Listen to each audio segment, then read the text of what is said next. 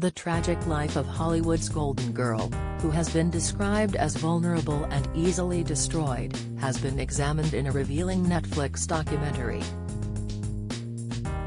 Investigative journalist and Pulitzer Prize finalist, Anthony Summers, began investigating Marilyn Monroe's death shortly after it was confirmed, as speculation grew surrounding her passing. The now 79-year-old conducted illuminating interviews with her inner circle and those who knew the truth about her life and death. In the Netflix documentary, The Mystery of Marilyn Monroe, the unheard tapes, the recordings of numerous conversations made by Mr. Summers are heard throughout. Mr. Summers also recounts the breakthrough moment he was given the notes made by the Some Like It Hot star's psychiatrist, Dr. Ralph Greenson. Speaking on the documentary, Mr. Summers said, "When you tackle so-called mysteries, it's difficult. What happened? Was it suicide? Was it an accident? Was it something more sinister? So, it was like tapping cement with your finger. And then I came across the family of the last psychiatrist. It was a breakthrough." Dr. Greenson began seeing Marilyn in 1960 at home, because she was too famous to go to his office, Dr. Greenson's son, Danny, told Mr. Summers. He treated Marilyn until her death from an overdose on the fateful night 60 years ago.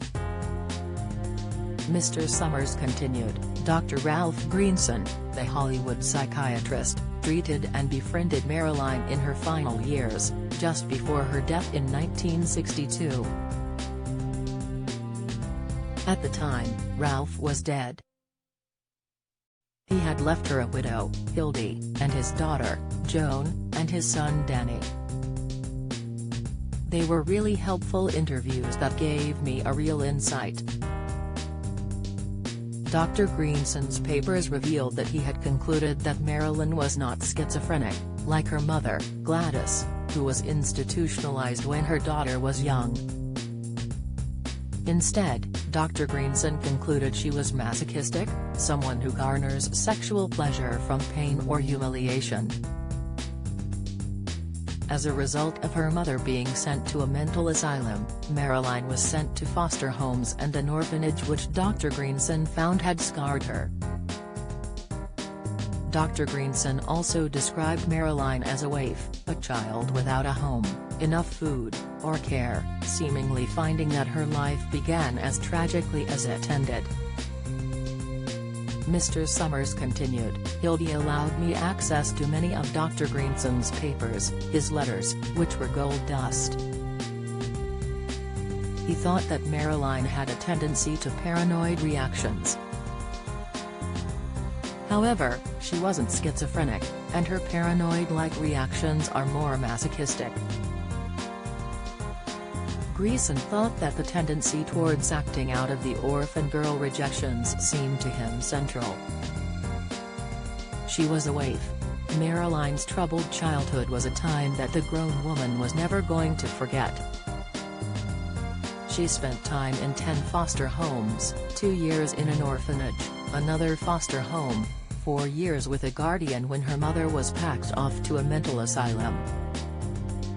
The documentary is based on Mr. Summers' 1985 biography of Marilyn, titled Goddess: The Secret Lives of Marilyn Monroe.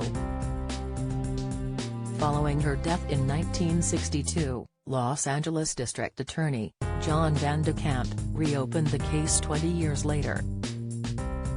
However, it was closed again just a few months later with the coroner's original conclusion remaining the same, probable suicide.